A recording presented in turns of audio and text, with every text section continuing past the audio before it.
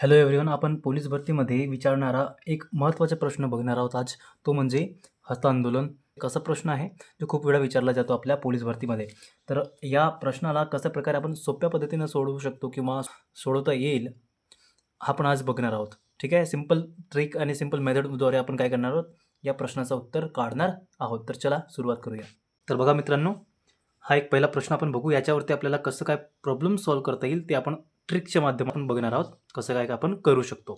इथं बघा विचारलं काय आहे, एका वर्गातील 14 विद्यार्थ्यांनी एकमेकास जर हस्तांदोलन केले तेव्हा एकूण किती हस्तांदोलन होतील. हस्तांदोलन म्हणजे हँडशेक. किती हँडशेक ते करू शकतात. ठीक आहे. तर अशा प्रकारच्या प्रश्नांना आपण कशा प्रकारे सॉल्व्ह करू शकतो ते आता बघायचं आपल्याला. तर जेव्हा पण असे हस्तांदोलन यांचे प्रश्न येणार किंवा संघ सामने खेळतात, म्हणजे एखादी टीम असणार, टीमची काय असते, स्पर्धा असते. तर एक टीम दुसऱ्या टीमसोबत काय करणार, खेळणार. तर ते किती सामना खेळू शकते, किंवा काही विद्यार्थी असतील, काही लोक असतील, ते एकामेकांसोबत हँडशेक करतात, हस्तांदोलन करतात. तर ते किती वेळा हस्तांदोलन करू शकतात, किती हस्तांदोलन होतील, असे काही प्रश्न आपल्या परीक्षेत पडतो. तर यांना आपण सॉल्व्ह कसे करू शकतो किंवा कशा प्रकारे आपल्याला सॉल्व्ह करायचं आहे ते बघा. जेव्हा पण असा हस्तांदोलनचा प्रॉब्लेम येणार, तुम्हाला काय करायचं आहे, एक फॉर्म्युला वापरायचा आहे. कुठला ते बघा. n कंश n-1 भागिले 2, n ब्रॅकेट n-1 भागिले 2 डिवाइड बाय 2. हा असा प्रश्न तुम्हाला येईल. तेव्हा कसं करायचं आहे, या प्रकारचा फॉर्म्युला तुम्हाला वापरायचा आहे.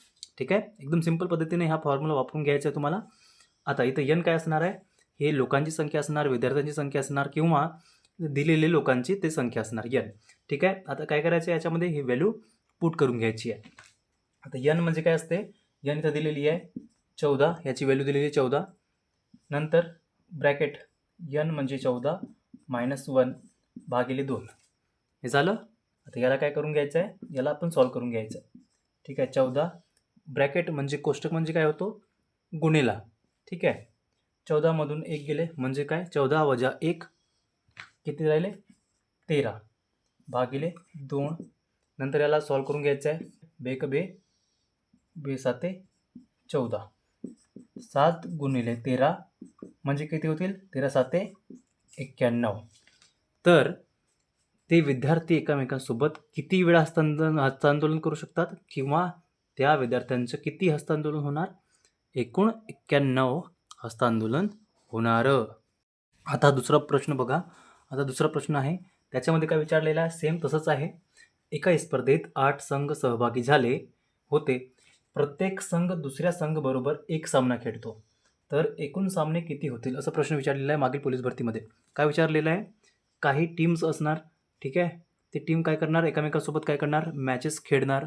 आता जर प्रत्येक टीम दुसऱ्या टीमबरोबर एक मॅच खेळणार, किती, एक मॅच, एक सामना खेळणार, तर किती सामने होतील एकूण, असा काही प्रश्न विचारलेला आहे. तर याच्या अगोदर जे बघितलेलं ते फॉर्म्युला, सेमच फॉर्म्युला वापरायचा आहे आपल्याला, आणि त्याच पद्धतीनं इथं पण हा प्रॉब्लेम सॉल्व्ह करायचा आहे. तर आपल्याकडे फॉर्म्युला काय होता, n-1 डिवाइड बाय 2 म्हणजेच 2.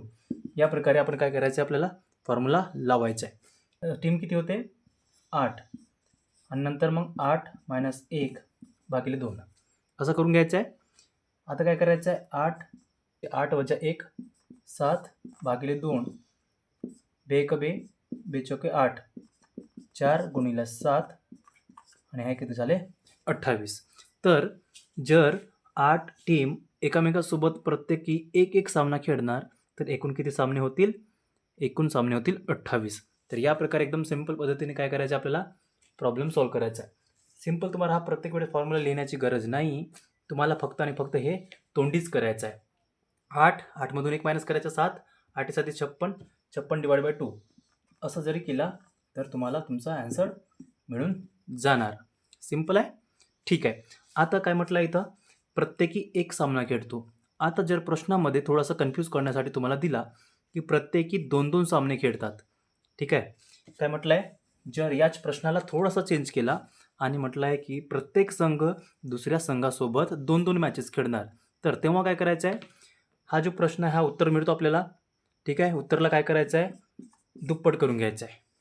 काय करायचं, सिंपल.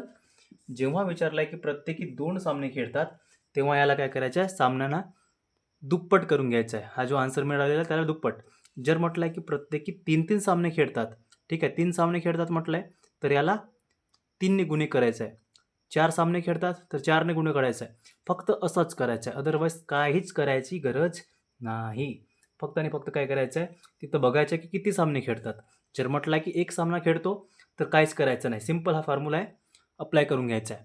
जर म्हटलं की 2 सामने खेळतात प्रत्येकी, तर 2 ने मल्टिप्लाय करून घ्यायचं आपल्याला आन्सरसोबत. That's it. झालं? आता दुसरा प्रकार बघा. आपण याच्या अगोदर जे प्रश्न सॉल्व्ह केला आहे त्याच्या जस्ट हा उलट आहे. आता याच्यामध्ये काय विचारलेलं आहे, एका सभागृहात काही व्यक्ती असून प्रत्येकी जर इतर प्रत्येकाचे काय करणार, एक वेळा हस्तांदोलन करणार, तर एकूण हस्तांदोलनाची संख्या किती होते, 120 होते. तर त्या सभागृहात एकूण किती व्यक्ती आहेत असा प्रश्न विचारलेला आहे. आता काय दिलेलं आहे, हस्तांदोलन यांची संख्या दिलेली आहे आणि व्यक्तींची संख्या तुम्हाला काढायला विचारलेलं आहे. तर अशा वेळेस काय करायचं, सर्वात अगोदर स्टेप बाय स्टेप सांगतो तुम्हाला. सर्वात अगोदर हस्तांदोलन यांची संख्या लिहून घ्यायची आहे. किती आहेत हस्तांदोलन, 120. नंतर याला 2 ने गुणा करून घ्यायचा आहे. कितीने करून घ्यायचं आहे, 2 ने. झालं? किती आला, 240. आता ही जी संख्या मिळेल आपल्याला, तिच्या नंतरचा आपल्याला पूर्ण वर्ग संख्या काढायचा आहे. जे पण उत्तर मिळेल त्याच्या समोरच्या पूर्ण वर्ग संख्या आपल्याला काढायचं आहे. किती असते 240च्या समोरची, 256. 240च्या समोरची पूर्ण वर्ग संख्या 256 असते. 240च्या समोरची संख्या काय असते, पूर्ण वर्ग संख्या 256. नंतर याच्यानंतर काय करायचं आपल्याला, ही जी पूर्ण वर्ग संख्या मिळली असेल याचा आपल्याला वर्गमूळ काढून घ्यायचे आहे. आता 256चं वर्गमूळ काय असते, 256चं वर्गमूळ असते 16 आणि 16 म्हणजे आपला उत्तर. ठीक आहे, 16 म्हणजे आपल्याला मिळालं उत्तर.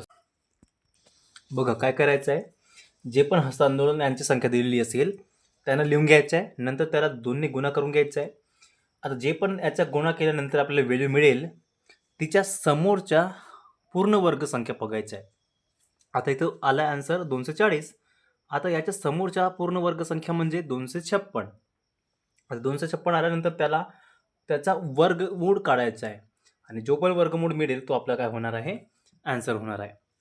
जर तुम्हाला याच्या उलट व्हेरीफाय करून बघायचं आहे की बरोबर हस्तांदोलन यांची संख्या 120 येतात की नाही, तर ते बघू शकता. आपल्याकडे फॉर्म्युला होता त्याच्यावरून आपण काढू शकतो, n-1 डिवाइड बाय 2. तर आता आपल्याकडे किती आला आन्सर, 16 गुणिला 16 मधून -1 करा, म्हणजेच काय 16 वजा 1 म्हणजे 15 आणि भागिले 2. बे 1 बे, बे 8 16. किती झाला, 8 गुणिला 15 किती झाले, 15 8 120. झालं हस्तांदोलनाची संख्या. या प्रकारचा आपण प्रश्न सॉल्व्ह करू शकतो. आता हा समोरचा प्रश्न बघा मित्रांनो. आता याच्यामध्ये थोडासा डिफरन्स आहे आणि बाकीचे प्रश्न होते ते वेगळे होते. आता याच्यामध्ये काय विचारलेलं आहे की भेटवस्तू. आता काय विचारले प्रश्नामध्ये बघा, एका कार्यक्रमात 10 व्यक्ती उपस्थित होते किंवा आहेत. प्रत्येक व्यक्ती एकमेकास एक भेटवस्तू देतो. किती, एक भेटवस्तू देतो. तर एकूण किती भेटवस्तू दिल्या जातील. काही कार्यक्रम असणार आहे, त्याच्यामध्ये काही लोक असणार आहेत आणि ते एकमेकांना काय करणार आहेत, भेटवस्तू देणार आहेत. तर एकूण किती भेटवस्तू दिल्या जातील असा काही प्रश्न पोलीस भरतीमध्ये विचारला जातो. तर त्याच्यामध्ये विचार काय करायचा आहे ते तुम्हाला सांगतो. आता बघा थोडंसं एक्झाम्पलद्वारे आपण बघू. जर एका कार्यक्रमामध्ये काही लोक आहेत, जसं इथं आपण म्हणतो 3 लोक आहेत, तर ते एकमेकांना काय देतील, भेटवस्तू. आता भेटवस्तू देताना काय करावा लागतो, जर एक माणूस दुसऱ्याला काय देणार, एखादी भेटवस्तू म्हणजे गिफ्ट देणार, तर तो पण त्याला काय देणार, रिटर्न गिफ्ट देणार की नाही. म्हणजे काय होणार, जसा हा व्यक्ती याला भेटवस्तू देणार तर किती झाला, एकदा भेटवस्तू झाली. ठीक आहे. जर हा व्यक्ती याला एकदा भेटवस्तू देणार तर एकदा झाला. आता हा व्यक्ती याला पण तर देणार ना भेटवस्तू, हा झाला दोनदा. याला देणार तर हा झाला तीनदा आणि हा याला देणार 4, हा ह्याला देणार 5 आणि हा ह्याला देणार 6. तर 3 लोक आहेत तरी त्याची भेटवस्तू देण्याची संख्या झाली 6. या प्रकारे आता याला आपण सॉल्व्ह करायचं आहे. कसं करायचं आहे तर तेच बघा, सेम याच्यामध्ये काय करायचं आहे, आपल्याकडे एक फॉर्म्युला आहे, सेम तसाच फॉर्म्युला आहे, फक्त ह्याच्यामध्ये थोडासा बदल आहे. कसा, n-1 फक्त आणि फक्त असं करायचं आहे. ठीक आहे. आधीच्या फॉर्म्युलामध्ये काय होता, n-1 डिवाइड बाय 2 असा होता. आता याच्यामध्ये ते डिवाइड बाय 2 करायचा नाही, भागिले 2 करायचा नाही, सिंपल असंच लिहायचं आहे. लिहा आता मग. आपल्याकडे किती व्यक्ती आहेत? 10. 10 मायनस 1 झालं, असं प्रकारचं लिहायचं आहे. तर 10 गुणिला 10 वजा 1 म्हणजे किती झाले? 9. एकूण किती झाले? 90. तर जर 10 व्यक्ती उपस्थित असतील आणि ते एकमेकांना काय करणार? भेटवस्तू देणार, तर एकूण भेटवस्तू किती दिले जातील? 90 भेटवस्तू एकमेकांना दिल्या जातील. झालं? ओके, क्लिअर आहे?